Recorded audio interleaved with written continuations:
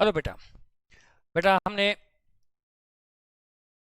काफ़ी कुछ revision video बना लिए और स्टूडेंट की डिमांड आ रही थी कि सर बैंकिंग का और बना दो।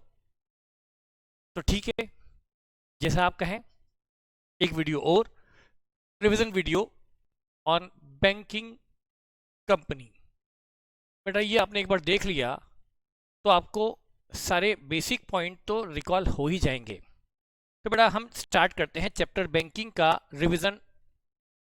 बैंकिंग में बैंक का जो मेन वर्क है, बेटा बैंक का जो मेन वर्क है वो है पब्लिक से डिपॉजिट एक्सेप्ट करना, एक्सेप्टिंग डिपॉजिट फ्रॉम पब्लिक। देखिए बेटा, बैंक पब्लिक से डिपॉजिट कहाँ कहाँ से लेती है।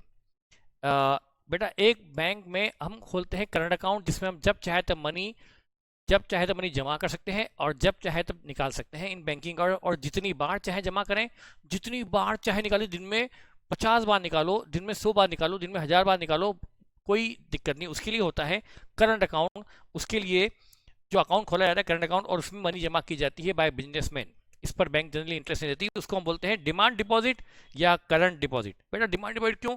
जब मांगेंगे बैंक तुरंत हमारे लिए मनी हमेशा अवेलेबल रखती है, वो मनी ऑन डिमांड बैंक को हमें पे करनी पड़ती है। इसको हम बोलते हैं करंट डिपॉजिट या डिमांड डिपॉजिट। और बेटा एक होता है सेविंग। सेविंग मतलब अपनी छोटी छोटी बचत को इकट्ठा करते हैं जिसमें हम जमा जमा करते हैं, विड्रॉ कम करते हैं। इसमें विड्रॉल की लिमिट होती है, इस पर बैंक बहुत ब्याज देता है, लेकिन 3% 4% कम रेट से। एक होता है टर्म डिपॉजिट, एफडीज, जो जमा होती है for a specific time period, 2 साल, 3 साल, 90 दिन, 3 महीने, 5 साल। इस पर इंटरेस्ट रेट ज़्यादा होती है। ये होता है एफडी मीन्स टर्म डिपॉजिट। इन तीनों को मिलाकर होता है टोटल डिपॉजिट। और बैंक की कैपिटल का मेन सोर्स यही होता है, बैंक के पास जो फंड आते हैं लोन वगैरह देने के लिए, वो फंड बैंक की शेयर केबल से नहीं, ऑनर्स फंड कम और ये डिपॉजिट वाले फंड ज़्यादा होते हैं। ठीक है बेटा। उसके बाद बैंक जो लोन देता है, जो एडवांसेस देता है, बेटा वो उसका मेन वर्क है गिविंग एडवांसेस। इसी से बैंक ब्याज कमाता है और इसी से बैंक के खर्चे निकलते हैं, इसी से बैंक प्रॉफिट कमाता है। वैसे आजकल तो बैंक बहुत सारे दूसरे काम भी करता है, पर एडवांसेस देना ये बैंक का एक मेजर वर्क है। ठीक है बेटा। तो अब देखिए, अब यहाँ पर अब यहाँ पर गिविंग एडवांसेस एक होता है बेटा बिल परचेस एंड डिस्काउंटेड। बेटा मैं बैंकर हूँ, मैं बैंक का अकाउंटेंट हूँ, जैसे मैंने क्लास में भी बना था अकाउंटेंट, और आप मेरे कस्टमर है। आप मेरे पास एक 5 लाख का बिल लाए जिसकी मेच्योरिटी 3 महीने बाद है, आपको पेमेंट मिलने वाला है 3 महीने बाद। आप मेरे पास आए, मैंने आपको 485 दे दिया और आपसे 5 लाख का बिल खरीद लिया, ये हो गई बिल डिस्काउंटिंग। मैंने आपको 485 दे दिए मतलब अभी, पर मुझे मिलेंगे, मैं बैंकर हूँ, मुझे मिलेंगे 3 महीने बाद ऑन मेच्योरिटी। तो बेटा मैंने एक तरह से मनी आपको 3 महीने पहले दे दी ना, तो मेरे द्वारा दिया गया आपको एक तरह से एडवांस या लोन ही हो गया ना बेटा। इसको बोलते हैं बिल परचेज एंड डिस्काउंटेड। उस पर जो 15,000 मैंने डिस्काउंट कट कर लिया, इसी को इंटरेस्ट इनकम भी बोलते हैं। ये इंटरेस्ट इनकम ऐसी इनकम है जो मैंने अभी बुक तो कर ली, पर मुझे मिलेगी 3 महीने बाद। तो मेरी एंट्री क्या होगी? बी आर डेबिट, मैंने बिल खरीदा 5 lakh rupees, B R debit to interest and discount 15,000 and to customer account 485। ये होता है बिल परचेज डिस्काउंटेड। ये लोन देने का एक तरीका है। तो बिल परचेज एंड डिस्काउंटेड भी एक मोड ऑफ फाइनेंस है। दूसरा बेटा सीसी लिमिट एंड ओवरड्राफ्ट। मैंने आपको एक लिमिट सेंक्शन कर दी, आप बिजनेसमैन है, मैं बैंकर हूं, मैं वहां का अकाउंटेंट ऑफिसर मैनेजर जो भी मान ले, मैंने आपको कहा कि भाई जाओ 50 लाख तक का तो वो ओवर ड्रॉन करते रहो, मैं तुम्हारा चेक बाउंस नहीं करूंगा up to the limit of 50 lakh. तो 50 लाख होगी कैश क्रेडिट लिमिट। मैंने कहा 2 करोड़ तक तुम ओवर ड्रॉन करते रहो, मैं आपके 2 लाख तक के चेक क्लियर करता रहूंगा विदाउट योर बैलेंस। तो वो होगी CC limit up to 2 lakh, 2 crore. एक होता है वो सीसी करोड़, वो होगी कैश क्रेडिट लिमिट, जिसमें आप करंट अकाउंट में अपने बैलेंस से ज़्यादा विड्रॉ करते हैं और वो आपके लिए pre decided pre sanction limit होती है। और बेटा एक होता है ओवरड्राफ्ट। करंट अकाउंट में आपका कोई या कोई भी अकाउंट है जिसमें आपका कोई, मैंने आपको प्री डिसाइड सेंक्शन लिमिट नहीं है, पर फिर भी मैंने आपका बैलेंस न होते हुए भी आपका चेक क्लियर कर दिया, तो ये हो गया ओवरड्राफ्ट, जिस पर बैंक इंटरेस्ट चार्ज करता है फ्रॉम वेरी हेवी रेट से, और उस पर मुझे जल्दी ही आपसे उम्मीद है क्या वो मनी जल्दी ही जमा कर देंगे, वो होता है ओवरड्राफ्ट। पर ये दोनों का मतलब ओवरड्रॉन ही होता है बेटा, पर है दोनों अलग अलग। सीसी में overdrawn pre decided sanction limit होती है सीसी में, और ओडी में ओवरड्रॉन होता है चेक बैंक मैनेजर ही क्लियर करता है, लेकिन प्री डिसाइड लिमिट नहीं होती, वो अपने रिस्क पर ये चेक क्लियर कर देता है विदाउट बैलेंस। हाँ, एक टर्म लोन, जैसे मैंने हाउसिंग लोन दिया 15 साल का, कार लोन दिया 6 साल का, एजुकेशन लोन दिया 10 साल का, ये सब होते हैं टर्म लोन। ये बैंक की इनकम के मेजर सोर्स होते हैं, इन पर बैंक को इंटरेस्ट इनकम होती है। फिर बेटा अरेंजमेंट फॉर सेफ, बैंक ने, आरबीआई ने एक के थ्रू बैंक में जो डिपॉजिट्स आते हैं उनकी मनी को सेफ रखने के लिए, उनकी सेफ गार्ड के लिए जो रूल बना रखे हैं, नंबर 1 बेटा रूल क्या है, कैश रिजर्व रिक्वायरमेंट। बेटा क्या होता है, मेरे पास, मैं बैंकर हूं, मेरे पास यदि जितने डिपॉजिट आए हर 100 रुपए के डिपॉजिट में से मुझे क्या करना पड़ता है, ये लिमिट अभी 4% है, बदलती रहती है, आप भी इसको चेक कर लेना, वैसे तो रिसेंट ही है बेटा। हर 100 रुपए में से, हर 100 रुपए के डिपॉजिट में से 4 रुपए मुझे कैश में मेरी तिजोरी में आरबीआई के लिए रखना पड़ेगा। वो मनी आरबीआई की होगी मेरी लॉकर में, लेकिन वो आरबीआई की होगी, आरबीआई मुझसे जब चाहे तब वो मनी ले सकता है और मुझे आरबीआई उस पर इंटरेस्ट भी देगा। तो हर डिपॉजिट का, हर 100 रुपए के डिपॉजिट का 4 रुपीज मुझे आरबीआई के लिए कैश में रखना पड़ता है। इसको बोलते हैं कैश रिजर्व रिक्वायरमेंट। डिपॉजिट का 4% कैश में रखना पड़ता है आरबीआई के लिए। यह है, इससे मेरे पास ये फंड हमेशा आरबीआई के लिए अवेलेबल रहेगा। मैं 96 रुपीज ही फाइनेंस कर पाऊंगा, ताकि बैंक ज्यादा फाइनेंस ना करे, सारा 100 का 100 फाइनेंस ना कर दे, कुछ डिपॉजिटर के लिए बचा रहे। सारा मनी फाइनेंस कर दिया, लोन उलझ गया, तो कोई डिपॉजिटर मनी मांगने वापस आएगा तो बैंक कहां से देगा। तो इमरजेंसी में ये 4 रुपीज आरबीआई इससे बैंकों की रिक्वायरमेंट फुलफिल करता है। बेटा मैंने आपको किस्सा बताया था आईसीआईसीआई का, जिसका रिपीट करने का कोई अब चांस नहीं। अब बेटा एक होता है कैश रिजर्व रिक्वायरमेंट के बाद SLR, स्टैट्यूटरी लिक्विडिटी रेशो। बेटा यदि 100 रुपए डिपॉजिट है ना, उसका सर्टेन परसेंट, ये परसेंट बदलता रहता है, अभी 18% है। हर 100 रुपए में से 18 रुपीज मुझे बैंकर को लिक्विड फॉर्म में रखना है। लिक्विड मतलब बेटा मैं गोल्ड रख लूं, मैं सिल्वर रख लूं, मैं कैश इन हैंड रख लूं, मैं बैंक, दूसरी बैंक में रुपया जमा कर दूं, और या फिर मैं गवर्नमेंट बॉन्ड, गवर्नमेंट सिक्योरिटीज खरीद लूं सेफ। तो बेटा ये जो है मेरे पास, यदि हर 100 रुपए में से 4 रुपए मैंने रख दिया आरबीआई के लिए और 18 रुपए मैंने इन्वेस्ट कर दिया गोल्ड, सिल्वर या गवर्नमेंट बॉन्ड वगैरह में, तो कल को डिपॉजिटर मनी मांगने आया तो मैं उसको इस गोल्ड बॉन्ड या गोल्ड या सिल्वर को बेचकर उनकी डिपॉजिटर की डिमांड पूरी कर सकता हूं। तो ये बैंक के पास लिक्विडिटी, इनफ लिक्विडिटी होना चाहिए कि डिपॉजिटर की डिमांड फुलफिल कर पाए। ऐसा ना हो कि 100 आया ये 100 उधार दिया, ये 100 आया ये 100 उधार, ये 100 आया ये 100 उधार, अब ये 100 पूरा उधार चला गया पूरा, कल को डिपॉजिटर पैसा मांगने आ गए तो मैं दे नहीं पाऊंगा। पर यदि हर 100 में से 4 मैंने रखा आरबीआई के लिए और 18 रुपये रखा है लिक्विड में, फिर 100 में से 4 आरबीआई के लिए 18 लिक्विड, फिर 100 में से 4 आरबीआई के लिए 18 रुपये लिक्विड, तो मैं लोन कम दे पाऊंगा ना। तो मेरे पास जो लिक्विड रिसोर्सेज है उससे मैं कोई डिपॉजिटर मनी मांगने आए तो वापस दे पाऊंगा। इसको बोलते हैं स्टैट्यूटरी लिक्विडिटी नॉर्म्स, SLR। ये कितना होना चाहिए डिपॉजिट का, जो हमने था ना बेटा first 3 deposits, demand deposit, saving deposit और टर्म डिपॉजिट, इन तीनों डिपॉजिट का 4% तो CRR है और 18% SLR है। ठीक है बेटा। अगला है स्टैट्यूटरी ट्रांसफर। बेटा ये बैंक को अपने नेट प्रॉफिट का 20%, करंट ईयर के नेट प्रॉफिट का, net profit for the year का 20%, पहले परसेंट 25 था, अभी 20% भेजना पड़ता है एक रिजर्व में। बेटा हर 100 रुपए के बाउट में से 20 रुपए बैंक में रहेगा, हर 100 रुपए में से 20 रुपए बैंक ने रिजर्व में डाल दिया, 80 रुपए शेयर को बांट दिया। हर 100 रुपए में से प्रॉफिट कमाया, 20 रुपए रिजर्व में, शेयर को जाएगा 80 रुपया बाय वे ऑफ डिविडेंड। मतलब बैंक के पास ये तगड़ा 20-20 रुपए का हर साल रिजर्व बनता जाएगा हर 100 रुपए में से। तो बैंक के नेट प्रॉफिट का 20% रखना होता है, ट्रांसफर करना होता है एक स्पेसिफिक रिजर्व, जिसका यूज बैंक फिर ऑर्डिनरी कोर्स में कर ही नहीं सकती, वो हमेशा बैंक के पास रिजर्व के रूप में रहेगा और इमरजेंसी में वो रिजर्व से बैंक अपने डिपॉजिटर की डिमांड पूरी कर सकती है। तो बैंक के पास एक अच्छा खासा फंड रेडी हो जाएगा, अच्छे खासे रिसोर्सेज रेडी हो जाएंगे in the form of statutory reserves. ये होना चाहिए नेट प्रॉफिट का 20%। अब जब आप क्वेश्चन करेंगे बैंक का पीएनएल का क्वेश्चन, तब ये काम आएगा कि नेट प्रॉफिट का 20% आपको भेजना ही है स्टैट्यूटरी रिजर्व में। ठीक है बेटा। फिर एक कैपिटल एडुकेसी नॉर्म, मैंने बता तो दिया, ये काम आगे आएगा, इस पर एक अलग से क्वेश्चन बन सकता है, एक बार आया हुआ है, 2 बार आया हुआ है। तो बेटा ये अब इसके बारे में अलग से पढ़ेंगे, अगले वीडियो में पढ़ेंगे। हर बैंक को बैंक जो यदि मैं हूं तो ऐसा ना हो कि डिपॉजिट आया उससे धंधा किया, डिपॉजिट आया उससे बिजनेस किया, डिपॉजिट आया उससे बिजनेस किया। यदि मैंने सारा बिजनेस डिपॉजिट से किया तो बेटा कल को ये लोन डूब गए तो मेरा डिपॉजिटर तो मारा जाएगा ना। तो हर बैंक को ऑनर्स की, शेयर होल्डर की भी इनफ कैपिटल होना चाहिए, ताकि यदि ऑनर्स की केवल होगी तो यदि लोन डूबता है तो पहला झटका ऑनर्स पर आएगा, उसके बाद नंबर डिपॉजिटर का आएगा। ऑनर्स की इनफ कैपिटल के लिए जो नॉर्म्स बनाया गया है वो है capital adequacy norm. Every bank must have enough honours fund, enough capital, adequate capital, और वो रेशियो 9% होना चाहिए, वो हम पढ़ेंगे अलग से। ठीक है बेटा। अब आता है बैंक का जो मैंने बताया कि 18% उसको लिक्विडिटी में रखना पड़ता है, लिक्विड फॉर्म में रखना पड़ता है। लिक्विडिटी के लिए बैंक गवर्नमेंट बॉन्ड खरीदता है। तो बैंक की जो इन्वेस्टमेंट, और बेटा ये इन्वेस्टमेंट ब्रांच लेवल पे नहीं होते बल्कि हेड ऑफिस लेवल पे भी नहीं बल्कि सेंट्रल लेवल पे होते हैं। तो बेटा इन्वेस्टमेंट ऐसा नहीं कि स्टेट बैंक की ये ब्रांच ये ब्रांच ये ब्रांच रीजनल जोनल, ये नहीं, सीधे हेड ऑफिस लेवल पर सेंट्रल लेवल पर ये इन्वेस्टमेंट होते हैं। हर बैंक इन्वेस्टमेंट करता है लिक्विडिटी मेंटेन करने के लिए, उसके लिए कंपलसरी होता है। तो इन्वेस्टमेंट 3 कैटेगरी होते हैं, ये आपके लिए प्रैक्टिकल पॉइंट ऑफ व्यू से भी जरूरी है।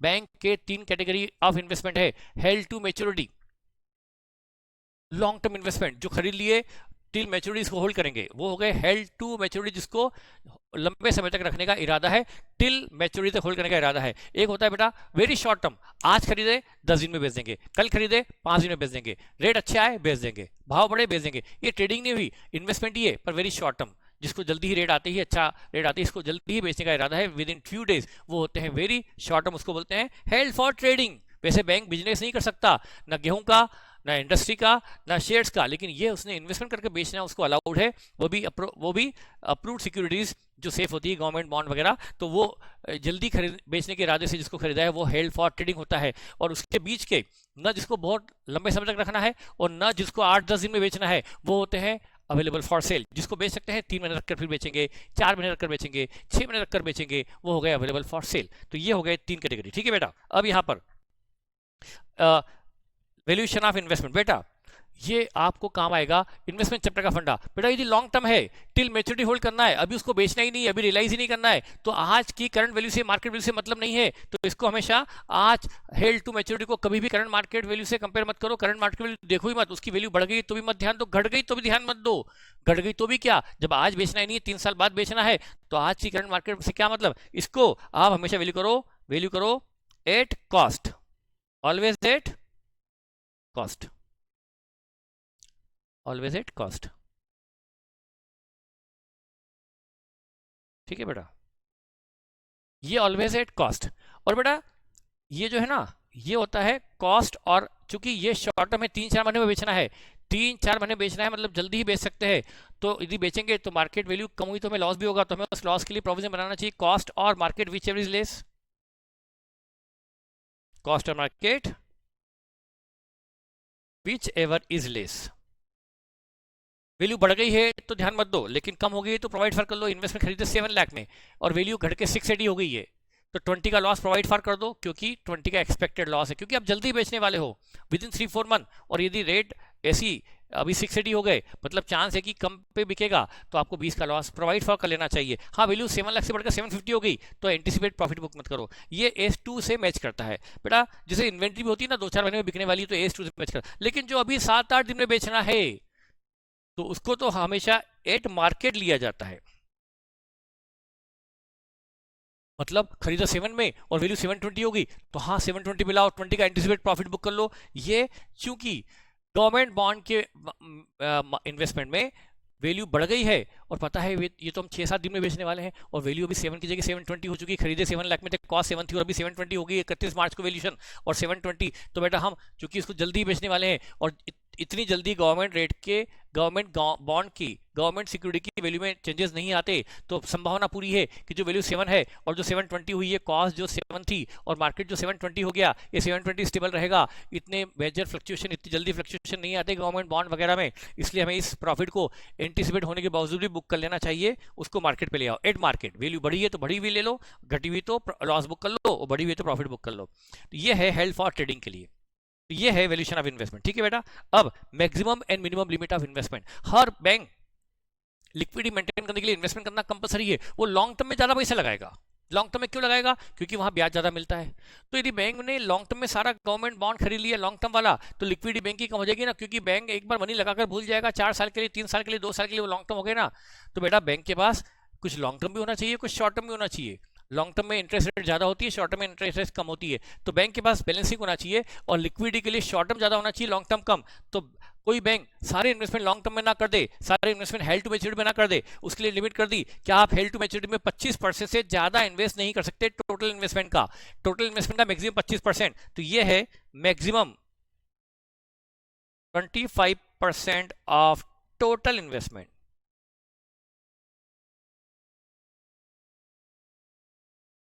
इससे ज्यादा आप लॉन्ग टर्म में नहीं कर सकते। इसका मतलब आपको इन दोनों में मिलाकर मिनिमम 75% ऑफ टोटल करना ही पड़ेगा। ये तो बनी बनाई बात है, ठीक है बेटा, ये भी आपको ध्यान रख लेना चाहिए। उसके लिए एक प्रैक्टिकल क्वेश्चन जो आपके किसी क्वेश्चन में काम आएगा। बेटा बैंक के पास टोटल इन्वेस्टमेंट 27,50,000 है और बैंक 25% ज्यादा इन्वेस्टमेंट लॉन्ग टर्म में हेल्ड टू मैच्योरिटी में नहीं कर सकता, मतलब मिनिमम 75 उसको करना पड़ेगा अदर्स में। और market value of its rest 25% तो बेटा इसके हेल्ड टू मैच्योरिटी वाले हैं, है ना, और 75% अदर्स हैं। जो 75% बचे हैं वो है अदर्स। रेस्ट की जो 75% है उनकी मार्केट वैल्यू दे रखी है 18 लाख। ठीक है बेटा, अब आप जानते हैं ये बैलेंस शीट का एक क्वेश्चन, पीएनएल का एक क्वेश्चन में ये पॉइंट आ चुका है। बेटा आपकी कुल इन्वेस्टमेंट 2750 है, ओके, 27,50,000 के हैं बैंक टोटल इन्वेस्टमेंट, इसका 25% 6,87,500 तो आपके हैं लॉन्ग टर्म और 20,62,500 है वेट अदर्स। बेटा इसकी मार्केट वैल्यू नॉट गिवन,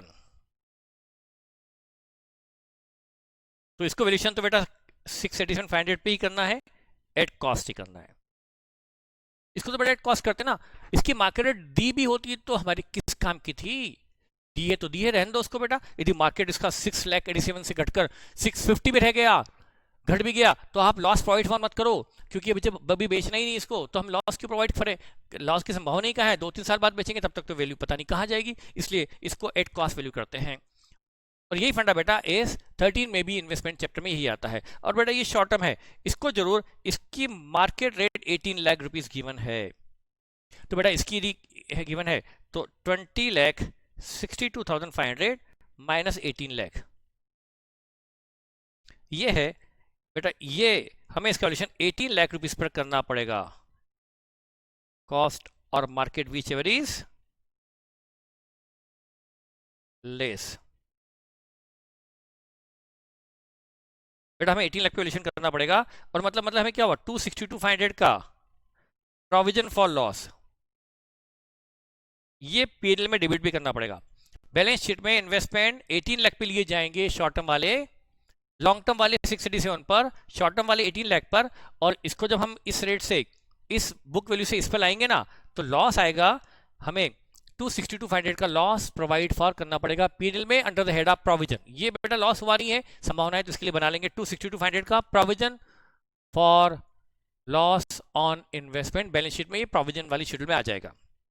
ठीक है बेटा, ये हमने पढ़ लिया रिगार्डिंग इन्वेस्टमेंट। अब बेटा टाइप्स ऑफ एडवांसेस, बेटा एडवांसेस बैंक के लिए एडवांसेस सबसे इंपॉर्टेंट असेट होते हैं। बैंक ने जो लोन दिए हुए हैं, डिपॉजिट लिया एडवांस दिया, डिपॉजिट लिया एडवांस दिया, डिपॉजिट लिया एडवांस दिया, बेटा ये एडवांसेस डूब गए तो बैंक डूब जाएगा। एडवांस पर ब्याज मिलता है, इसी से बैंक प्रॉफिट में आता है और इसी से बैंक की फाइनेंशियल वर्थ प्रूव होती है। यदि एडवांसेस स्ट्रांग है तो बेटा बैंक भी स्ट्रांग है।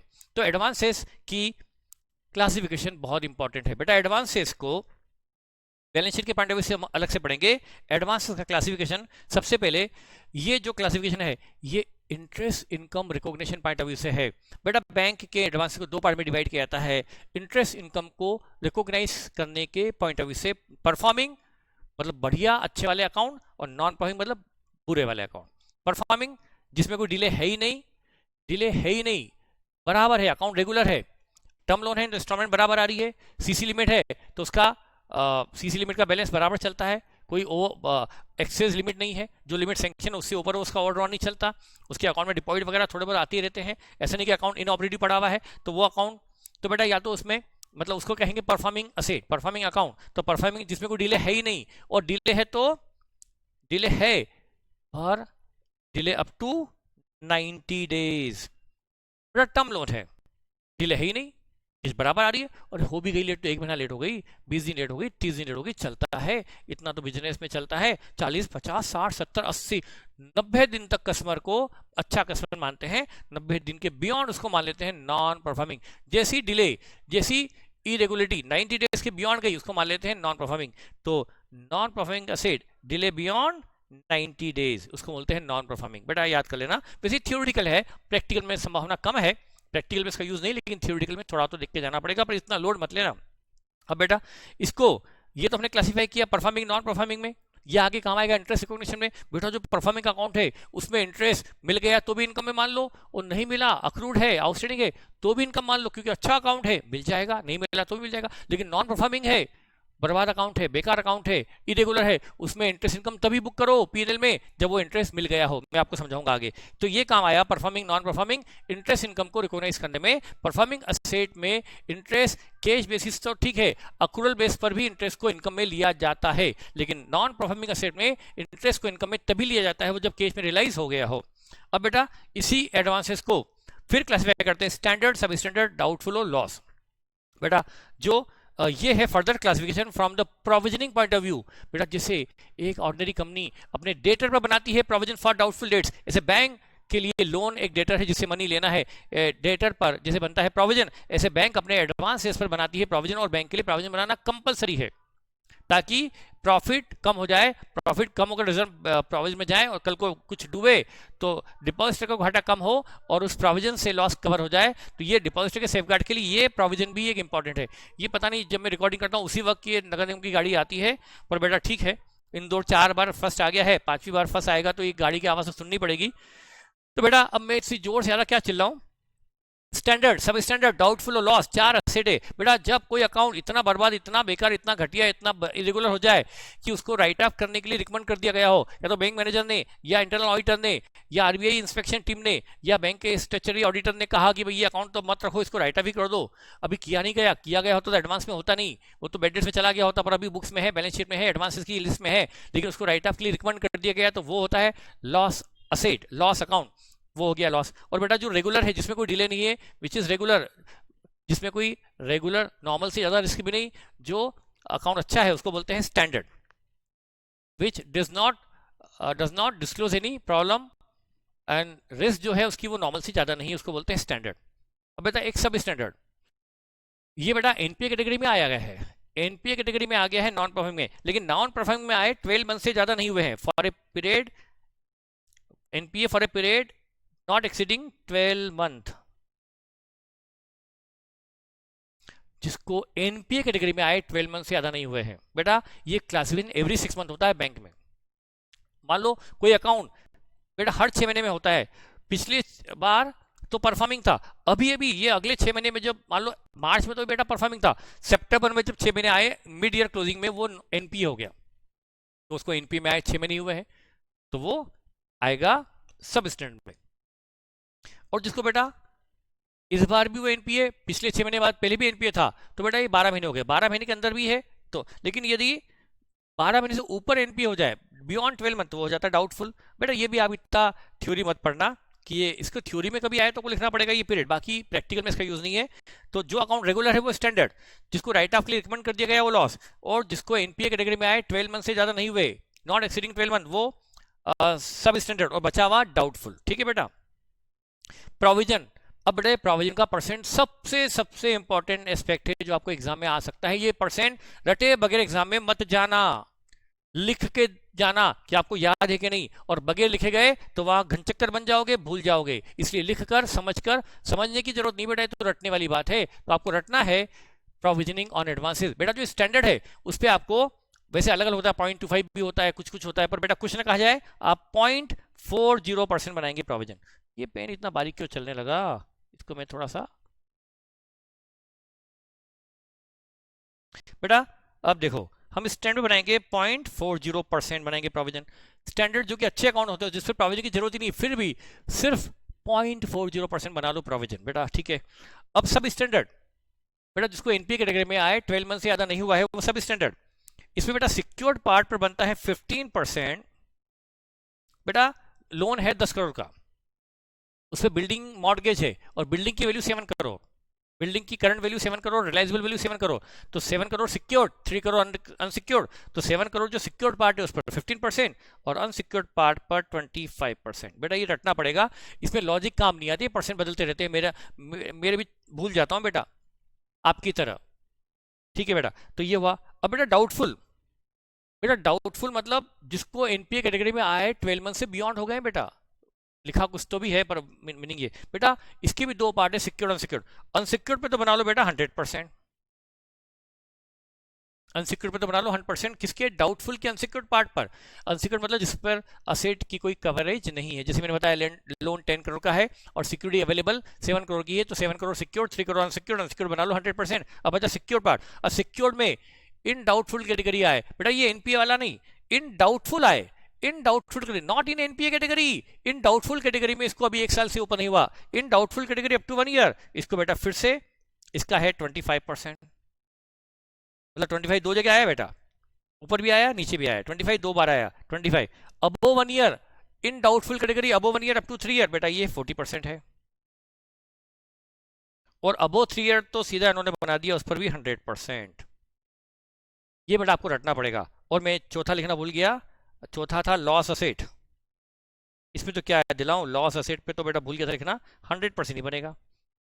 अभी राइट ऑफ हुआ नहीं तो इसके लिए बना लो 100% प्रोविजन। बेटा ये परसेंट आपको रटने पड़ेंगे, मेरा फिर से बोलने से मतलब अभी तो रट लोगे, मैं बोल दूंगा 2 बार 3 बार, अभी रट दोगे फिर 3 दिन बाद भूल जाओगे, ये आपको याद करते रहना पड़ेगा।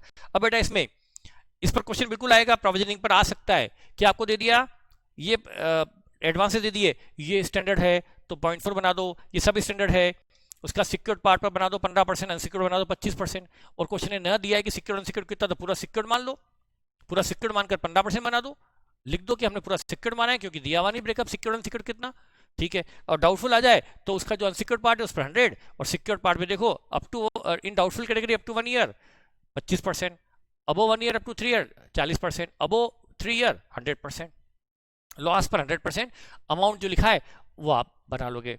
अब बेटा आप एक होता है डीआईसीजीसी, ईसीजीसी, क्या होता है, deposit insurance and credit guarantee corporation. बेटा मैं बैंकर हूं, आप मेरे बैंक के कस्टमर हैं, आप मेरे पास डिपॉजिट जमा करते हैं, कल बैंक डूब गया तो आपका डिपॉजिट ना डूब जाए तो मैं इसका गवर्नमेंट एजेंसी, गवर्नमेंट ऑर्गेनाइजेशन डीआईसीसी से इसका डिपॉजिट का बीमा करवा लूंगा, आपके डिपॉजिट मेरे पास आएंगे और लोन के रूप में जाएंगे, तो आपका डिपॉजिट का बीमा ये करेगी एजेंसी डीआईसीजीसी, गवर्नमेंट एजेंसी। इसको मैं दूंगा बीमे की प्रीमियम, मैं बैंकर हूं, मैं प्रीमियम का खर्चा बीर करूंगा और आपके डिपॉजिट का बीमा। कल को आपका डिपॉजिट बैंक खतरे में आया और आपका डिपॉजिट डूबा तो ये डीआईसीजीसी मुझे मनी देगा और मैं आपका डिपॉजिट आपको रिफंड करूंगा। तो ये होता है deposit insurance. Credit guarantee corporation, यदि मैंने एज ए बैंकर कुछ गवर्नमेंट स्पॉन्सर्ड स्कीम में लोन दिए हैं और वो लोन अनसिक्योर्ड है तो उसकी गारंटी भी देता है डीआईसीजीसी, क्रेडिट गारंटी कॉर्पोरेशन, कि लोन डूबा उसके लिए मैं बीमा इससे करवाता हूं, प्रीमियम इसको भरता हूं डीआईसीजीसी को, अब यदि को लोन डूबा तो मुझे डीआईसीजीसी वो लोन रिइंबर्स करेगा। तो ये डीआईसीजीसी डिपॉजिट का इंश्योरेंस करता है और क्रेडिट की गारंटी देता है, क्रेडिट की वो लोन वापस करेगा, नहीं करेगा तो हम करेंगे, ये क्रेडिट की गारंटी इसने दी तो इसका नाम क्या हो गया, deposit insurance and credit guarantee corporation. ऐसे ही एक्सपोर्ट बढ़ाने के लिए एक्सपोर्ट पर कोई सा डूबेगा, एक्सपोर्ट क्रेडिट गारंटी कॉर्पोरेशन भी होता है। बेटा अब यहां मैं बैंकर हूं, मैंने ऐसे किसी ऑर्गेनाइजेशन से लोन का बीमा करवा रखा है, तो ऐसे लोन पर प्रोविजनिंग कैसे बनती है, ये क्वेश्चन भी एग्जाम में आ सकता है। ये भी पूरा लॉजिकल भी है और थोड़ा आपको ध्यान भी रखना पड़ेगा। बेटा लॉजिक ज़्यादा काम आता है लेकिन आपको इसमें स्टेप्स भी याद रखनी पड़ेगी, प्रैक्टिस करके जाना पड़ेगा। देख कर जाओगे काम नहीं बनेगा, एक क्वेश्चन करके जाओगे काम नहीं बनेगा, 2 करके जाओगे काम नहीं बनेगा, 3-4 क्वेश्चन जब तक नहीं करोगे इसका इस पर प्रैक्टिस नहीं बनेगी। तो मैं इस पर किस तरह से बनता है प्रोविजन बताता हूँ। बेटा लॉजिकल है पर वो लॉजिक आप है ना एक जगह लिख के रख लेना, मैं लिखवा नहीं सकता, लिखवाया था मैंने क्लास में। बेटा लोन है 50 लाख का, उस पर सिक्योरिटी जो अवेलेबल है उसकी रिलाइजेबल वैल्यू, सिक्योरिटी की रिलाइजेबल वैल्यू बेटा 20 लाख है और डीआईसीजीसी से वो लोन 70% गारंटेड है। डीआईसीजीसी ने कवर्ड बाय डीआईसीजीसी, ये गारंटी दी है डीआईसीजीसी ने, 70% का रिस्क डीआईसीजीसी ने ली है और 30% की रिस्क बैंक के पास है कि लोन डूबेगा तो 70%, जितना बार डूबेगा 70% डीआईसीजीसी देगा, 30% का झटका लगेगा बैंक को। और बेटा loan is in doubtful category above 1 year up to 3 year, ये कैटेगरी भी दी हुई है। बेटा इस पर प्रोविजन कैसे बनती है, जब ये प्रोविजन बनाते हैं तो नेगेटिव, बेटा हमेशा हम क्या चलते हैं, अभी कोरोना काल चल रहा है जिसमें पॉजिटिव सुनकर डर लगता है, लेकिन बेटा इस क्वेश्चन में आपको नेगेटिव अप्रोच से चलना है, नेगेटिव सोचना है। माना कि लोन डूब गया, ओके लोन डूब गया, 50 लाख का लोन था, अच्छा कि लोन डूब गया। बेटा मानो कि लोन डूब गया, सिक्योरिटी से कितना मिल गया, सिक्योरिटी से 20 लाख तो बैंक को रिकवर हो गया, तो बेटा डूबा कितना 30 लाख, ये हुआ बैलेंस। बेटा दिखाए तो यही बेड डेट से। और डीआईसीजीसी 70% 50 लाख का क्यों देगा, वो तो कहेगा भाई जितना तुम्हारा डूबा है ना, जितना तुम्हारा डूब रहा है उसका 70% दे देंगे। तो बेटा इसका DICGC कवर कितना हो गया? DICGC कवर 70% है बेटा, 21 लाख। तो DIC, तो अब बैंक को खतरा कितने का है? 9 लाख का खतरा बैंक का है। यह है रिस्क ऑफ बैंक। तो बेटा ये हो गया अनसिक्योर्ड। बैंक के लिए क्या हो गया? ये अनसिक्योर्ड। अब बेटा ये 21 लाख तो बैंक देगा ना, सॉरी 21 लाख तो DIC देगा। ये 21 लाख देने की पूरी जवाबदारी DICGC की है। तो 21 लाख का फटका किसको लगेगा? बैंक को या DICGC को? DICGC को। तो ये लॉस किसको होने की संभावना? यदि ये लोन डूबा, अभी डूबा है नहीं, मैंने तो माना था, अज्यूम करके चल रहे डूबेगा, तो ये लॉस DICGC को होगा। तो इस पर प्रोविजन कौन बनाएगा? DICGC बनाएगा ना। तो इस पर no need of provision, no need of provision by bank, it will be created by DICGC। तो बैंक किस पे बनाएगा? अब बेटा बैंक बनाएगा, ये बैंक का, अब ये हो गया 20 lakh secured part and 9 lakh unsecured part. बस आप इसी पर बना लो प्रोविजन। अब बेटा आपको पता है ये है loan in doubtful category up to above 1 year, up to 3 year. बेटा इसके सिक्योर्ड पार्ट पर, इसका जो सिक्योर्ड पार्ट है 20 लाख और इसका अनसिक्योर्ड पार्ट है 9 लाख। बेटा 20 लाख तो सिक्योर्ड है, 9 लाख बैंक के लिए अनसिक्योर्ड है, 21 लाख तो DICGC बनाएगा उस पर प्रोविजन। तो 20 लाख जो सिक्योर्ड पार्ट है, और बेटा सिक्योर्ड पार्ट पर और जो अनसिक्योर्ड पार्ट होता है उस पर 100% बनता है, पूरा 9 लाख का बनेगा प्रोविजन। लेकिन बेटा जो सिक्योर्ड पार्ट है उस पर क्या है? सिक्योर्ड पार्ट में मैंने क्या बताया बेटा? यहां देखो, secured part in doubtful category, doubtful category का ये secured part above 1 year up to 3 year, बेटा 40%। इस पर बनाना है आपको 40% का, मतलब 8 लाख। 17 लाख का प्रोविजन बनेगा। ये है provision to be made by bank, provision to be made by bank in case of loans covered by, guaranteed by DICGC और ECGC। ये प्रोसीजर आपको ध्यान रखनी पड़ेगी बेटा, एक से ज्यादा करने का रिवीजन में पॉसिबिलिटी नहीं है। अब आता है इनकम रिकॉग्निशन नॉर्म्स। ये नॉर्म्स ये आपको काम आएगा बैंक के P&L के वक्त। तो बेटा जैसे परफॉर्मिंग अकाउंट चूंकि अच्छे हैं, इसमें भी डिले होता है पर उसको हम अच्छा अकाउंट मानते हैं। जैसे मैंने कहा ना 90 दिन तक के डिले को तो परफॉर्मिंग मानते हैं। बेटा डिले इसमें भी होता है पर नॉट बियॉन्ड 90 डेज, तो ये परफॉर्मिंग अकाउंट है। बेटा चूंकि अच्छे अकाउंट है, इसमें रिस्क कम है, तो यदि इंटरेस्ट मिल गया तो इनकम मान लो, पर इंटरेस्ट नहीं मिला, अक्रूड है, तो भी संभावना पूरी पूरी मिल जाएगा, तो इस इंटरेस्ट को अक्रूवल बेस पे भी इनकम में ले लिया जाता है, इनके सब परफॉर्मिंग एसेट। लेकिन यदि नॉन परफॉर्मिंग है, बुरे अकाउंट है, इरेगुलर है, तो बेटा क्या भरोसा, प्रिंसिपल मिल नहीं रहा, तो ब्याज को इनकम में तभी लो जब इनकम में वो रियलाइज हो जाए। यदि इंटरेस्ट अक्रूड है पर मिला नहीं है तो आप उसको इनकम में मत लो। तो इंटरेस्ट बेटा, अब ये आप सब में लिखने का टाइम तो है नहीं, रिवीजन करवा देता हूं। अब इंटरेस्ट टू बी, बेटा यहां पर परफॉर्मिंग असेट में इंटरेस्ट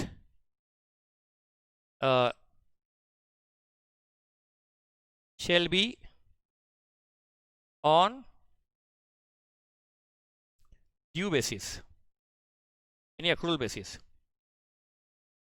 और नॉन परफॉर्मिंग अकाउंट है interest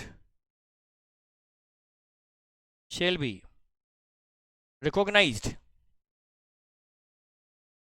only on cash basis as and when realized। बेटा अभी लिखने का तो टाइम है नहीं, जब मिल जाए तो इनकम में ले लो। बेटा जैसे ये अकाउंट है, एग्जांपल परफॉर्मिंग अकाउंट है, इस पर interest debited in loan account, interest जो लोन अकाउंट में डेबिट किया गया, कस्टमर से चार्ज किया गया वो 74 लाख, पर मिला 68 लाख 50 है। बेटा चूंकि अकाउंट अच्छे हैं तो इंटरेस्ट जो चार्ज किया उसको इनकम में लेने में कोई तकलीफ नहीं है, इसको इनकम में ले लो। और यदि नॉन परफॉर्मिंग है तो इंटरेस्ट चार्ज 95 लाख किया है, प्रिंसिपल के ठिकाने नहीं, इरेगुलर अकाउंट है, ब्याज चार्ज करने से क्या होता है, मिल तो जाना चाहिए, तो जो मिला उसी को इनकम में लो। इसका मतलब परफॉर्मिंग में इंटरेस्ट अक्रूवल बेस वाला इनकम में लेते हैं, और नॉन परफॉर्मिंग में इंटरेस्ट जो रिसीव हो जाए उसी को इनकम में लेते हैं। बेटा अब इससे ज्यादा मुझे क्वेश्चन करवाने की मुझे लगता नहीं है। Interest to be taken to P&L, performing account में इंटरेस्ट 74,65,000 ऑन अक्रूवल बेसिस, और नॉन परफॉर्मिंग असेट में अकाउंट, इंटरेस्ट मिला सिर्फ 71 लाख है, 71 ही मिला, उसी को ये ऑन कैश बेसिस यही इंटरेस्ट जाएगा प्रॉफिट एंड लॉस में, ये interest to be taken to P and L. ठीक है बेटा। नेक्स्ट पॉइंट बेटा क्या होगा, ये एग्जाम में इंपॉर्टेंट है, जो आ सकता है, कई बार आया है ये बेटा, बिल्स को लेकर है। बेटा मैं हूं बैंकर, आप हैं कस्टमर, आपको कहीं से बीआर मिला, आप वो बिल है 5 लाख का, आपको पेमेंट मिलने वाला है 3 महीने बाद, पर आपको मनी की आवश्यकता अभी है, आप मेरे पास आइए, मैं आपका बिल खरीद लूंगा, आपको पेमेंट अभी दे दूंगा और मुझे मिलेगा 3 महीने बाद एक्सेप्टर से, लेकिन आपको मैं पेमेंट अभी दे दूंगा, तो आप अपना बिजनेस चलाने के लिए उसको फंड यूज कर सकते हो। तो ये भी एक तरीका लोन या फाइनेंस है। Bill purchase is a sort of loan, mode of finance है, तो ये मेरे लिए लोन आपको दिया गया एक लोन है, बिल परचेज एंड डिस्काउंटेड। बेटा उस केस में वो मैं आपको ऊपर बता चुका हूं। अब उसके अंदर एक जो फंड एक पॉइंट आता है वो देखिए बेटा। For example year ending bank का 31 मार्च ही लेके चलिए, अब तो दिसंबर कई खत्म हो गया, मार्च। बेटा मैं बैंकर हूं, मैंने फर्स्ट फेब को एक बिल आपसे खरीदा 5 लाख रुपीस का, और उस बिल की मैच्योरिटी है 3 मंथ, 3 महीने बाद मुझे उसका पेमेंट मिलेगा। तो बेटा फेब पूरा, मार्च पूरा, अप्रैल 30 अप्रैल को जाकर बिल होगा मैच्योरिटी। मैंने इसमें 3 डेज ग्रेस के इंक्लूड मान लिए हैं, ऐसा मान के चलो ये ड्यू डेट दी हुई है, और ड्यू डेट दी हो तो वो इंक्लूडिंग डेज ऑफ ग्रेस होती है। ड्यू डेट गिवन हो, निकालनी हो तो 3 दिन ग्रेस के जोड़ने पड़ते हैं, और गिवन हो ड्यू डेट तो मतलब उन्होंने सब करके ही निकाली होगी। तो बेटा ड्यू डेट गिवन है, 3 महीने का टोटल मैच्योरिटी पीरियड है, मुझे आपको देना है अभी और मुझे पेमेंट मिलेगा 3 महीने बाद। ठीक है बेटा, मैंने आपको 3 महीने का लोन दिया है, तो मैं आपसे 3 महीने का ब्याज काटूंगा, इस ब्याज को डिस्काउंट का नाम दिया जाता है। बेटा मैंने आपको ये 585 का बिल खरीद लिया आपसे, और मैंने आपको पेमेंट में 485 दिया, तो मैंने क्या एंट्री की, बीआर डेबिट 5 लाख, और 15 रुपीज जो मैंने कट करके ये मैंने इंटरेस्ट एंड डिस्काउंट में क्रेडिट कर लिया, ये इनकम मैंने वो बुक कर ली जो मुझे अभी हुई नहीं है, इस उम्मीद में कि हो जाएगी। बेटा ये एंटीसिपेटेड इनकम है, पर कंफर्म है कि मुझे मिलेगी, इसलिए मैं इसको बुक कर रहा हूँ। ये नेचर ही ऐसा है कि इसका मिलना लगभग तय है, यदि मुझे ड्यू डेट पर पेमेंट मिल गया तो। और मैंने आपको आपके अकाउंट में 485 क्रेडिट कर दिया। ये बिल का पैसा कैश में नहीं देते हैं भैया, आपके अकाउंट में डाल दिया, आप जब चाहे तब निकाल लो, तो आपके अकाउंट में कर दिया क्रेडिट 485। तो ये बिल मेरे लिए क्या हो गया, लोन्स एंड एडवांसेज, ये बैंक की असेट में आएगा, ये इंटरेस्ट मेरे पीएल में जाएगा, और ये कस्टमर के अकाउंट में क्रेडिट कर दिया है, तो ठीक है, इससे मेरी कैश कम हो जाएगी। हाँ बेटा अब क्या होगा, ये बिल 3 महीने का है, तो ये 15,000 का भी डिस्काउंट भी, ये डिस्काउंट इनकम भी बेटा 3 महीने की है। 3 महीने कौन से, फेब, मार्च एंड अप्रैल। बेटा अप्रैल तो अगले साल का आ गया, यस, मार्च में साल खत्म, तो ये डिस्काउंट, ये इंटरेस्ट 3 महीने का है, 15,000 का डिस्काउंट 3 महीने का है, उसमें 2 महीने आ रहे हैं करंट ईयर में, 1 महीना आ रहा है नेक्स्ट ईयर में। तो बेटा ये पूरा ब्याज 15,000 का जो डिस्काउंट है, जिसको मैंने इंटरेस्ट एंड डिस्काउंट अकाउंट में क्रेडिट किया है, क्या पूरा में इसी साल की इनकम मान लूं, या पूरा क्या अगले साल की इनकम मान लूं? नहीं, 2 महीने का डिस्काउंट इस साल का है, 1 महीने का डिस्काउंट अगले साल का है। तो मुझे क्या करना चाहिए बेटा, मैंने ये अभी इंटरेस्ट डिस्काउंट जो क्रेडिट किया है ये 3 मंथ का है, मुझे 31 मार्च को क्या करना चाहिए, इस 15,000 में से जो इंटरेस्ट डिस्काउंट बेटा 10,000 तो हुआ इन 2 महीनों का, और 5,000 हुआ इस 1 महीने का। तो ये जो 5 महीने का इंटरेस्ट डिस्काउंट है, इसको बोलते हैं अनअर्न्ड डिस्काउंट, जो कमाया नहीं गया। बेटा अगले साल का ब्याज मैं अभी से किसी इनकम मान लूं, तो इसको बोलते हैं unearned, unexpired interest, unexpired discount, नाम कुछ भी बोल दो, अनअर्न्ड या अनएक्सपायर्ड डिस्काउंट। ये अगले साल को ले जाया जाएगा, अगले साल की इनकम माने जाएगी। तो बेटा मैं क्या करूंगा, 31 मार्च को इंटरेस्ट एंड डिस्काउंट को डेबिट करूंगा 5,000 से। ये है फॉर अनअर्न्ड डिस्काउंट। बेटा इसमें 5,000 से इंटरेस्ट इनकम जो मैंने क्रेडिट कर रखी थी 15,000 में, वो डेबिट कर इसको एक लाइबिलिटी अकाउंट में डाल दूंगा। एडवांस इंटरेस्ट का नाम है रिबेट ऑन बिल डिस्काउंटेड, ये नाम रटना पड़ेगा। बेटा मैं क्या करूं, नाम ऐसा रखा है अजीब सा, तो ये हमारी लाइबिलिटी साइड में जाएगा, एडवांस इंटरेस्ट। अब बेटा 15 में से 5 गया लाइबिलिटी अकाउंट में, एडवांस इंटरेस्ट अकाउंट, बचा 10,000, वो जो 10,000 बचा इंटरेस्ट एंड डिस्काउंट में, जो 10,000 बचा है बिलोंग्स टू करंट ईयर, इसको मैं ले जाऊंगा बैंक के प्रॉफिट एंड लॉस में, 31 मार्च को इसको ले गया पीएनएल में। ठीक है बेटा, और ये जो इंटरेस्ट एंड डिस्काउंट है एडवांस, जिसको मैंने डाल दिया था अनअर्न्ड या अनएक्सपायर्ड इंटरेस्ट, इसको इस साल की इनकम में नहीं जाने दिया, इसको इस साल के प्रॉफिट एंड लॉस में नहीं जाने दिया, वो अगले साल के इंटरेस्ट में जाएगा। तो अगले साल ये जब नेक्स्ट ईयर आएगी तो मैं इस रिबेट ऑन बिल डिस्काउंटेड को, इस रिबेट ऑन बिल डिस्काउंटेड को 5,000 से डेबिट करूंगा और अगले साल के इंटरेस्ट एंड डिस्काउंट में इसको मैं क्रिएट कर दूंगा। बेटा ये एंट्री आपको, ये अगले साल 20-21 जो अगला साल आएगा, ये एक महीना जो अप्रैल का है वो 20-21 में आएगा, 2021 में आएगा, तो मैं अगले साल इस रिबेट को डेबिट कर कर इंटरेस्ट में क्रिएट कर दूंगा और ये इंटरेस्ट पहुंच जाएगा अगले साल की प्रॉफिट एंड लॉस में। ये एंट्री बेटा आपको रिकॉल हो गई होगी, रिवीजन चल रहा है। उस पर एक क्वेश्चन हम देख लेते हैं क्योंकि एग्जाम में आता है, बहुत इंपॉर्टेंट है बेटा। बेसिक जो बताया वो ध्यान नहीं रहेगा तो ये भी समझ में नहीं आने वाला। बेटा आपका ये है the following is the extract of A trial balance of N overseas bank on 31 मार्च 11। ये किसी बैंक का 31 मार्च का डेटा है। बिल डिस्काउंटेड बेटा ये 1264 के बिल है। बिल डिस्काउंटेड मतलब ये एडवांसेस है, ये बैंक के एडवांसेस असेट में जाएगा। और बेटा देखो ये बिल जो 31 मार्च को पेंडिंग है, जिनकी मैच्योरिटी नहीं आई, बेटा बैंक ने हो सकता है एग्जाम्पल के लिए 125 बिल साल भर में डिस्काउंट करे होंगे, उसमें से 4 बिल ही ईयर एंड में बचे हुए हैं, 4 जो ड्यू डेट पर। इनका टोटल आ रहा है बेटा देखो 1264, इनका टोटल 1264 ही तो है बेटा, 4 बिल। तो बेटा ये जो इंटरेस्ट डिस्काउंट है, ये डिस्काउंट रिसीव्ड है ना बेटा, ये तो पूरे 125 बिलों पे होगा जो साल भर में डिस्काउंट किए। इस 125 बिल में से 4 बिल ऐसे जिनकी ड्यू डेट नहीं आई, जो अगले साल आएगी, ये नीचे दिया हुआ है।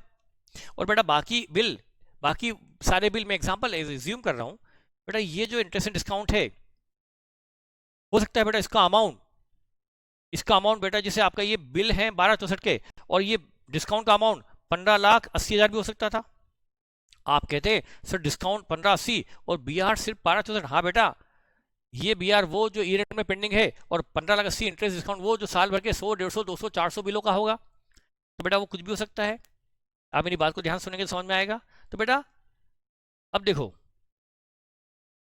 क्या करना है बेटा, देखिए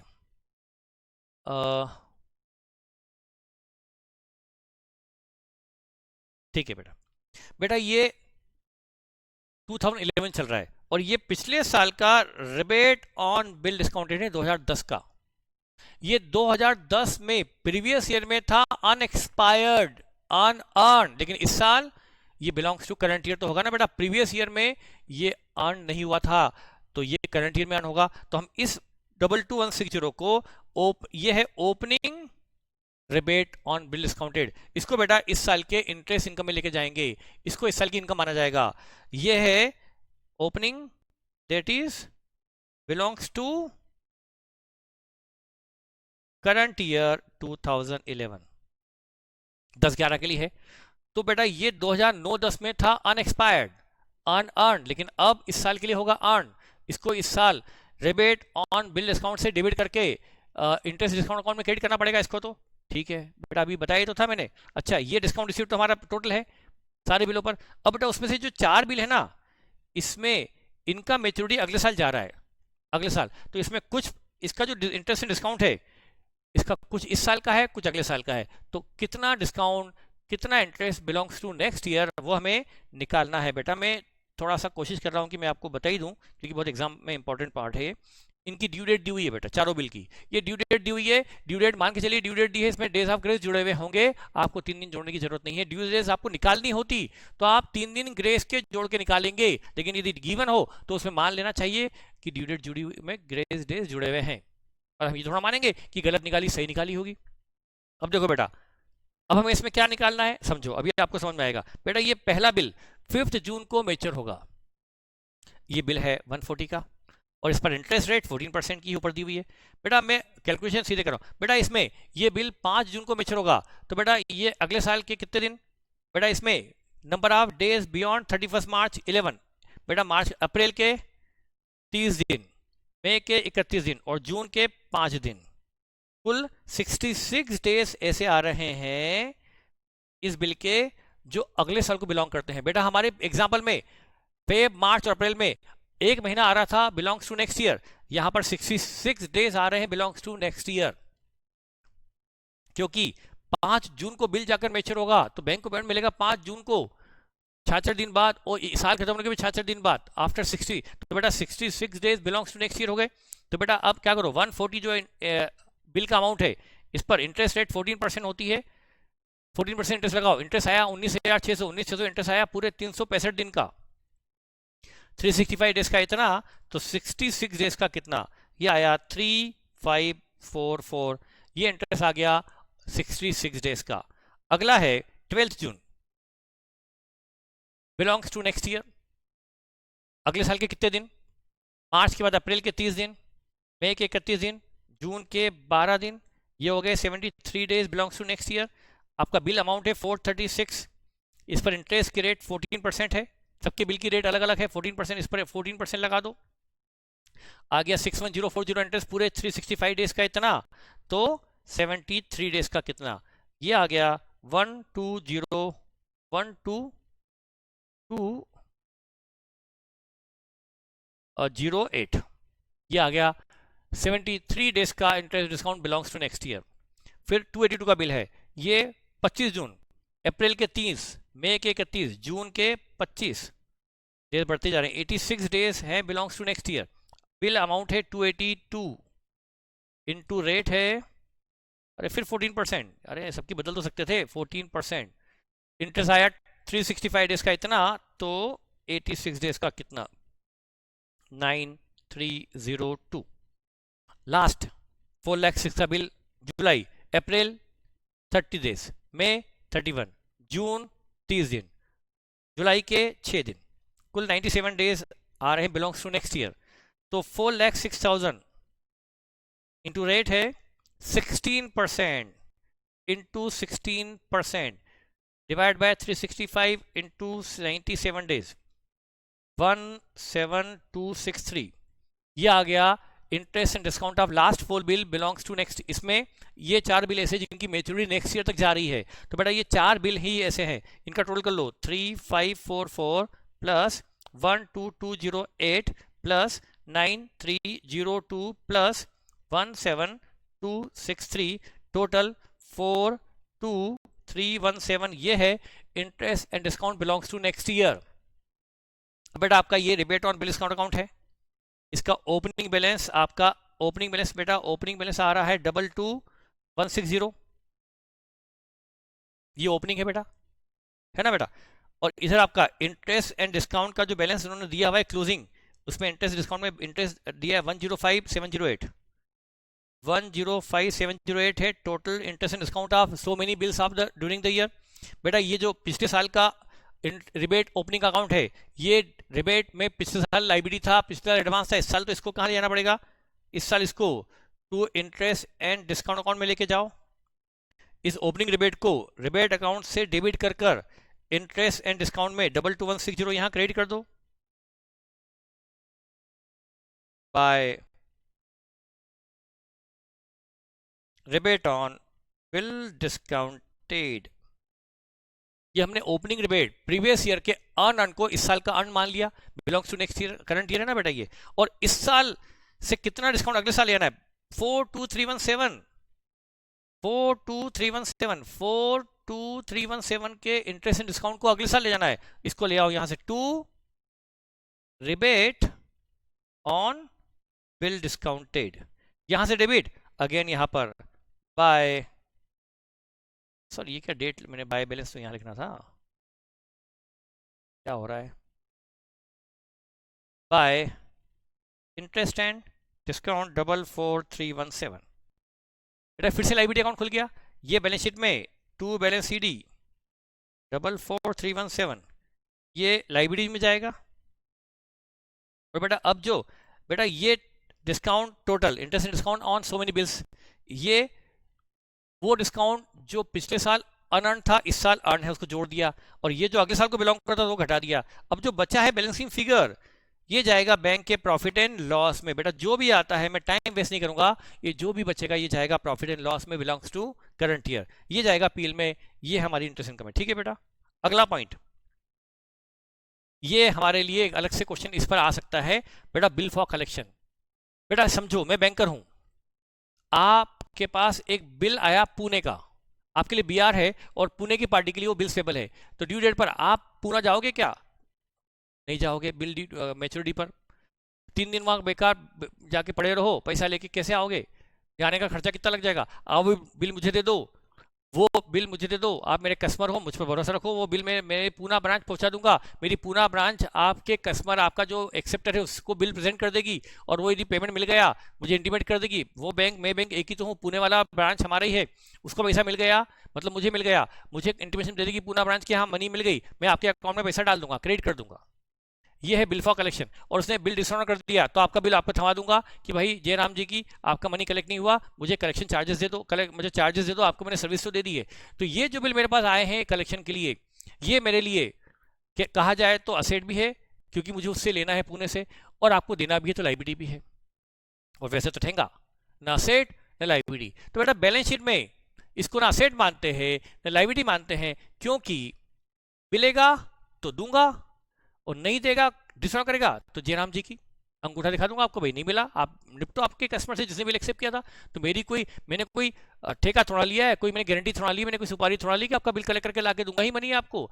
तो मैंने आपको तो सिर्फ कलेक्शन की सर्विसेज का एक कहा है कि मैं आपका मनी कलेक्ट करवाने की कोशिश करता हूँ। तो ये जो बिल मेरे पास कलेक्शन के लिए आए हैं, it is neither asset nor liability for a banker. इसको मैं दिखाता हूँ as a contingent, it is not a contingent liability, sorry sorry sorry, भूल के भी मत बोलना बेटा, मेरी लाइबिलिटी कहाँ है, मनी मिली तो दूंगा, नहीं मिली तो नहीं दूंगा, तो मेरी लाइबिलिटी नहीं है तो कॉन्टिंजेंट कहां से होगी। तो इसको बैलेंस शीट के बाहर सिर्फ बाय वे ऑफ नोट दिखाया जाता है कि मेरे पास कितने बिल कलेक्शन के लिए आए हुए हैं 31 मार्च को पेंडिंग है, बस। तो ये क्या हो गया बेटा, bills for collection balance sheet के बाहर शो होता है as a not as a contingent liability बल्कि बाय वे ऑफ नोट। लेकिन एक अकाउंटिंग एक रजिस्टर पॉइंट ऑफ व्यू से उसमें क्या करते हैं, कभी कभी एग्जाम पूछते हैं बेटा सिर्फ रजिस्टर, एक bill for collection asset register, एक liability register, bill for collection asset, एक bill for collection liability.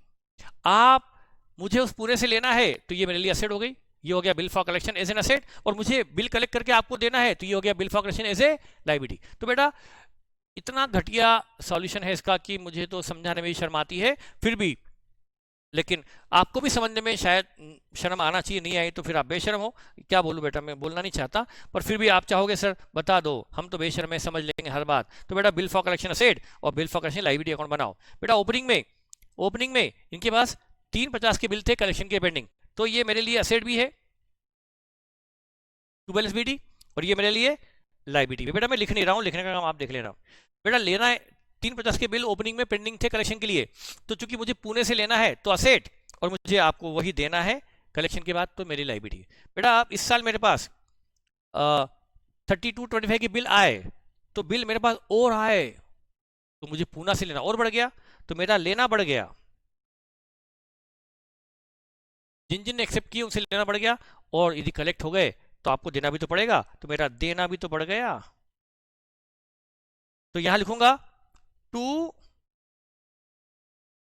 Bill for collection liability, और यहां लिखूंगा by bills for collection bracket में असेट। बेटा उल्टा ही नाम आएगा ना, लाइबिलिटी में असेट का, असेट में लाइबिलिटी का, समझ के इतने समझदार तो हो। बेटा ये 32 के बिल आए तो मेरी असेट भी बढ़ गई, लाइबिलिटी भी बढ़ गई। बेटा इसमें से 2350 के बिल कलेक्ट हो गए, तो 2350 के बिल कलेक्ट हो गए, पूना वालों ने पेमेंट दे दिया तो मैंने आपके अकाउंट में डाल दिया, तो मेरी अब पूना वालों से लेना नहीं रहा तो असेट कम करूं, और आपको चूंकि दे दिया तो मैं देना भी कम करूं, लेना भी कम, बिल कलेक्ट हो गए तो उधर से लेना भी नहीं रहा, और आपको अकाउंट में डाल ही दिया होगा तो आपको देना भी कम कर दूं।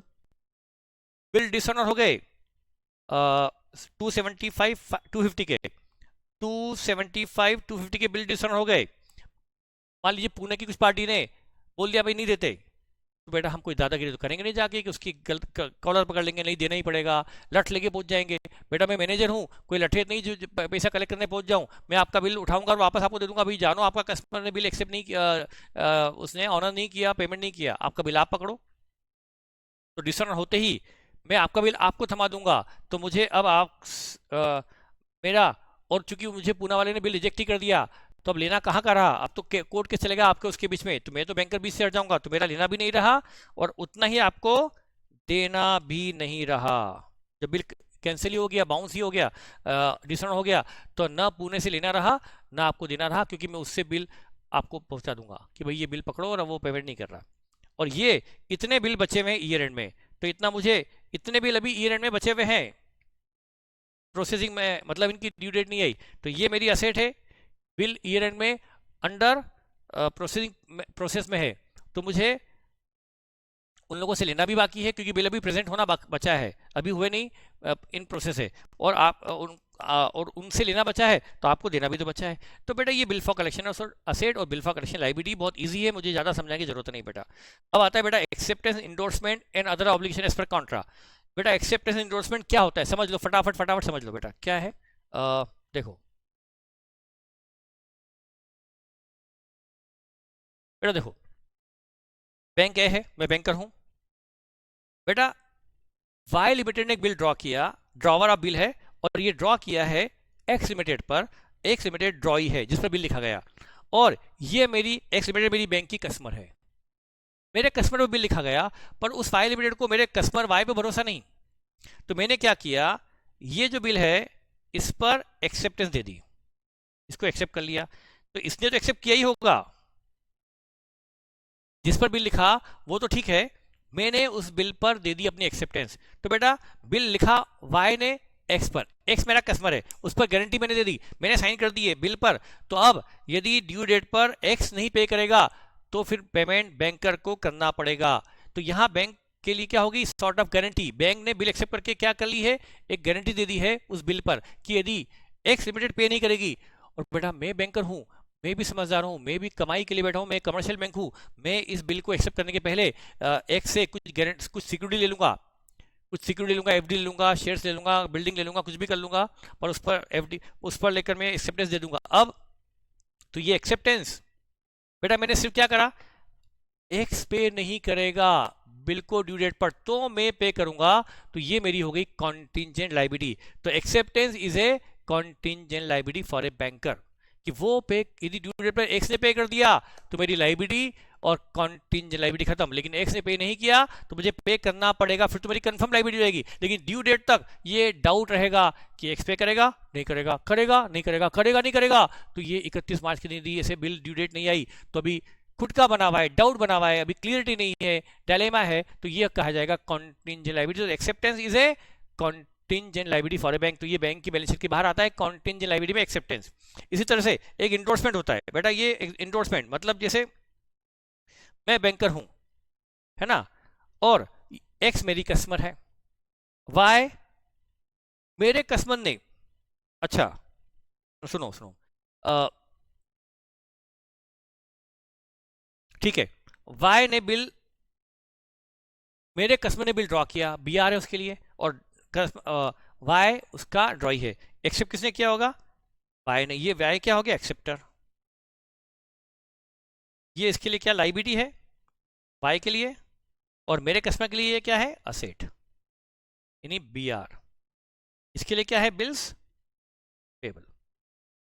अब मेरे कस्टमर के लिए बी आर है, ड्यू डेट पर पेमेंट मेरा कस्टमर को मिलना है, मेरे कस्टमर ने ये बिल इधर टिकाना है, मेरा कस्टमर इस बिल को पीक्यूआर लिमिटेड को टिकाना चाहता है, इंडोर्स करना चाहता है, पेमेंट में ये बीआर पीक्यूआर को देना पड़ता है, पर पीक्यूआर को इस बिल पर भरोसा नहीं, वो बोलता है भाई ये बिल जो वाई ने एक्सेप्ट किया, हम तो वाई को भी जानते नहीं है, और हमको तो तुम पर भी भरोसा नहीं है, मतलब इस पीक्यूआर को ना वाई पे भरोसा है, वो तो वाई को जानते ही नहीं, और एक्स को भी बोलता है कि भाई तुम हमारे जरूर हो कस्टमर, हम तुम्हें माल बेच रहे हैं, लेकिन हम भी तुम पर भरोसा नहीं करते, तो यदि इस बिल पर ए बैंकर, यदि बैंक साइन कर दे,